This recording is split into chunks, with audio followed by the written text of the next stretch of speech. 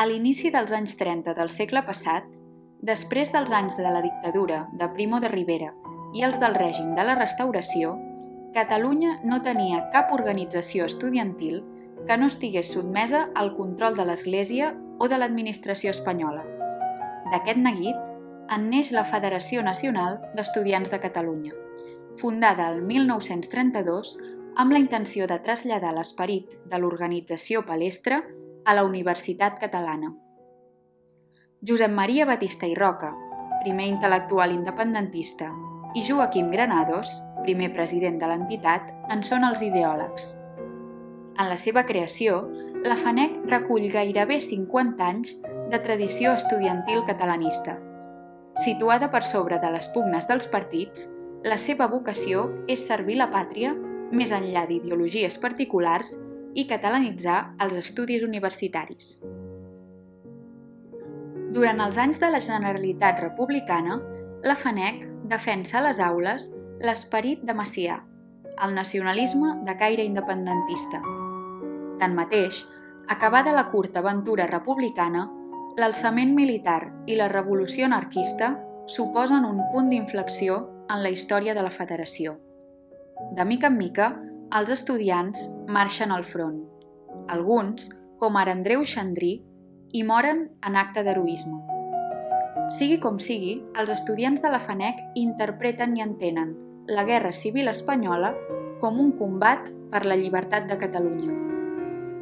A mesura que les aules es buiden i els estudiants esdevenen soldats, la FANEC s'esllangueix, maldant per sobreviure en el difícil panorama de la rereguarda.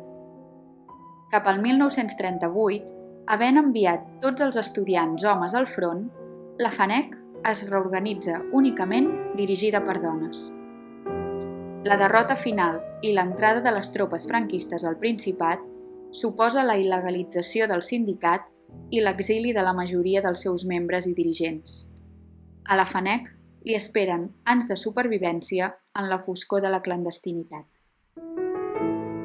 Durant la Segona Guerra Mundial, la FANEC es reorganitza a l'exili, mantenint contactes i activitat, i és a partir de 1946, en vistes d'una dictadura de ferro que resisteix al final de la Guerra Europea, que la FANEC es reorganitza cautelosament a l'interior del Principat i s'erigeix en front de resistència estudiantil per combatre la Universitat franquista i el Sindicato Español Universitario.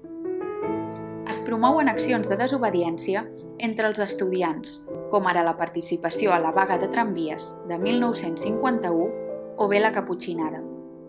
De fet, el 1966, la FANEC s'integra al Sindicat Democràtic d'Estudiants de la Universitat de Barcelona, fet que suposa un parèntesi en l'existència del sindicat nacionalista. 20 anys més tard, un grup d'estudiants joves refunda la FANEC com a sindicat independent. L'objectiu és recuperar-ne l'essència i comptar, de nou, amb un sindicat nacionalista que lideri el combat a les aules.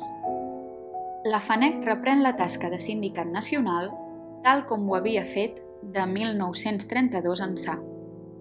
La màxima de l'ancià poeta J.B. Foix descriu a la perfecció l'esperit de la FANEC al llarg dels seus anys. Els estudiants, ultraestudiar, han d'esdevenir activistes d'allò que suposa la revitalització de la nostra cultura i l'elevació social i política del país. La FANEC s'encarrega de tot el que teny a la defensa de la nació catalana en l'àmbit universitari. Defensa els interessos quotidians a les aules, però també prepara els futurs dirigents del país. Durant el règim del 78, la FANEC manté els seus ideals intactes. És per aquest motiu que, tot anticipant la posició que acabaria sent assumida pel conjunt dels catalans, s'oposa a l'Estatut del 2006 per ser clarament insuficient. Durant el procés independentista, la FANEC s'assuma a les mobilitzacions i ajuda a organitzar les manifestacions estudiantils més grans de la història del país, sempre marcant distància dels partits i seguint el far d'exemple de les generacions nacionalistes anteriors. 90 anys després, l'actual federació continua ferma i activa. Conscients del compromís i deute històric amb el país, assumim els grans reptes del futur sense renunciar en cap moment a l'alliberament de la nostra pàtria.